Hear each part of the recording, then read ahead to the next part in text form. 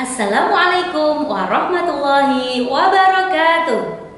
Selamat pagi anak-anak. Apa kabar?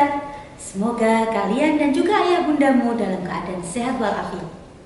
Anak-anakku, pada pagi hari ini kita akan melanjutkan pembahasan minggu yang lalu. Namun kali ini kita akan melanjutkan pada subtema 2, yaitu tentang pertumbuhan dan perkembangan manusia. Anak-anakku, manusia merupakan salah satu makhluk hidup. Manusia mempunyai ciri-ciri seperti yang disebutkan kemarin, yaitu bernafas, bergerak, makan dan minum, tumbuh, peka terhadap perangsang. Namun yang akan kita bahas kali ini adalah tentang pertumbuhan dan perkembangan manusia. Baiklah, apa yang kalian ketahui tentang pertumbuhan? Dan apa yang kalian ketahui tentang perkembangan? Apakah kalian pernah melihatnya? Tentunya pernah. Dan kalian juga pasti pernah mengalaminya. Baik, yang dimaksud pertumbuhan itu apa, Tana? Pernahkah kalian memperhatikan anak kecil atau bayi yang baru lahir? Awalnya bobotnya hanya 3 kilo. Namun setelah sampai di rumah 1 bulan, bobot bayi itu menjadi 4 kilo. Itu menunjukkan bayi mengalami pertumbuhan. Begitu pula kalian bisa mengamati dengan cara melihat adikmu atau kamu sendiri. Waktu kamu masih bayi mungkin panjang badannya hanya 50 cm. Namun setelah berusia 1 tahun bisa naik menjadi 70 cm. Dan sekarang tinggimu sudah di kelas 3 ini, tinggi badanmu bisa mencapai 130 cm. Itu menunjukkan pertumbuhanmu bagus. Itu menunjukkan bahwa makhluk hidup mengalami pertumbuhan. Baik, berikutnya untuk perkembangan. Apa itu perkembangan? Perkembangan manusia adalah proses menuju kedewasaan dan kemampuan. Contohnya apa? Dulu waktu kamu masih kecil,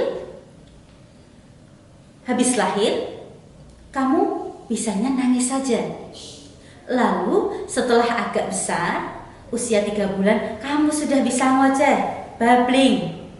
Lalu tambah besar sedikit, kamu sudah bisa bilang papa, papa, begitu. Lalu di usia berikutnya, di usia 1 tahun kamu sudah bisa menyebutkan kata ayah, ibu, mama, mimi, dan sebagainya. Bahkan ada juga yang sudah bicara 2-3 kata dengan lancar. Lalu di usia 3 tahun kamu sudah bisa menggunakan kalimat yang bagus. Itu juga menunjukkan bahwa kamu mengalami perkembangan. Baiklah, kita lanjutkan. Faktor pertumbuhan dan perkembangan manusia itu ternyata dipengaruhi oleh beberapa hal, yaitu makanan yang bergizi, udara yang bersih, lingkungan yang bersih, dan juga olahraga teratur. Anak-anakku, kita hari ini akan membahas tentang pengaruh makanan bagi pertumbuhan manusia. Anak-anakku, makanan itu sangat berpengaruh pada pertumbuhan kalian. Makanya sedari kecil, tidak hanya sedari kecil, tapi sedari dalam kandungan, ibu bapakmu berusaha memberikan makanan yang terbaik untukmu, yang halal lagi thayyib. Untuk apa? Agar pertumbuhanmu di dalam perut ibumu waktu masih janin bisa tumbuh sempurna. Tidak ada kecacatan sedikit pun. Itu manfaatnya makanan yang bergizi, lagi halal dan juga thayyib. Nah, anak-anakku, makanan yang bergizi itu disyaratkan yang mengandung apa saja? Yang pertama, makanan yang mengandung karbohidrat. Contohnya apa? Nasi, sagu, roti, ubi-ubi, dan juga jenis ketela, jagung, mie, dan lain-lain. Khusus untuk mie, kita tidak boleh sering-sering. Nah, berikutnya yaitu lauk pauk yang mengandung apa? Protein. Contohnya apa? Kalian tahu itu?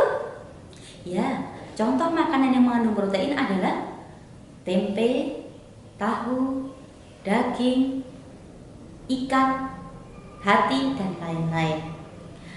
Untuk selanjutnya, makanan yang bergizi yaitu makanan yang mengandung vitamin dan mineral. Contohnya adalah yang terdapat pada sayur dan juga buah-buahan. Coba anak-anak, adakah di antara kalian yang sampai saat ini kalau maem sayur masih dioyak-oyak, masih susah maem sayur? Mulai saat ini kalian harus banyak atau porsi sayurnya ditambah lagi agar tubuhmu jauh lebih sehat. Berikutnya adalah makanan yang mengandung mineral dan juga protein. Kombinasi mereka itu, vitamin, mineral, dan protein dalam satu kandungan itu apa? Susu. Untuk anak-anak biasanya suka ya. Ya, itu susu itu sumbernya bisa dari hewan maupun juga dari tumbuhan, yaitu bisa susu sapi, susu kambing, ataupun susu kedelai atau susu soya. Baik, anak-anakku, untuk makanan ada beberapa hal. Ada jenis makanan yang boleh dikonsumsi sehari-hari. Namun ada juga makanan yang harus kalian hindari, atau paling tidak makan boleh tapi tidak boleh sering-sering.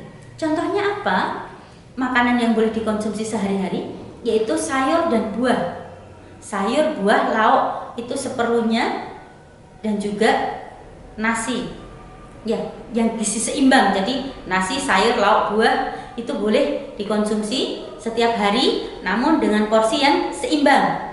Misalnya nasi setengah entong, ya kalian tahu entong ya. Nasi setengah entong, sayurnya 2 entong, lalu sepotong lauk. Dan juga nanti setelah 30 menit kemudian atau 30 menit sebelum makan besar itu maem buah dulu, atau setelah itu selang 30 menit baru maem buah. Seperti itu anak-anak. Nah, itu adalah contoh makanan yang boleh dikonsumsi sehari-hari. Nah, bagaimana dengan ayam? Boleh Bu, maaf sehari-hari. Kalau bisa bervariasi. Tidak setiap hari lauknya ayam terus. Ya, kadang pakai tahu, tempe. Syukur latihan maem ikan, karena banyak di antara anak-anak itu yang kurang suka dengan ikan. Ikan itu sangat bagus untuk kesehatan kalian. Baik, berikutnya makanan yang tidak boleh atau jarang-jarang dikonsumsi. Makanan yang tidak boleh dikonsumsi sehari-hari. Contohnya apa?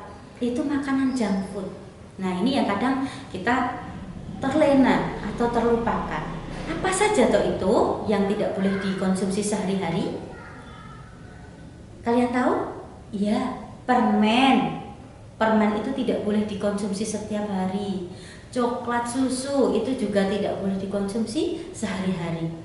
Yang kalian sering jajan di mall, donat-donat yang banyak gulanya, terus minuman bersoda, apalagi? Iya, burger-burger itu juga tidak boleh dikonsumsi sehari-hari. Kenapa? Satu, kalau untuk permen itu banyak gula, itu tidak bagus untuk kesehatan kalian. Dan berikutnya garam. Nah, yang dimaksud garam di sini yang di minuman-minuman bersoda sama yang di keripik-keripik kering-kering itu juga banyak garam. Itu juga tidak bagus untuk tubuh kalian. Oke, bisa dimengerti anak-anak? Baik. Kita ulang dari awal bahwa pertumbuhan dan perkembangan manusia itu dipengaruhi oleh makanan yang kita konsumsi sehari-hari. Baiklah, sudah jelas anak-anak? Baik, kalau sudah jelas kita akhiri dulu. Wassalamualaikum warahmatullahi wabarakatuh.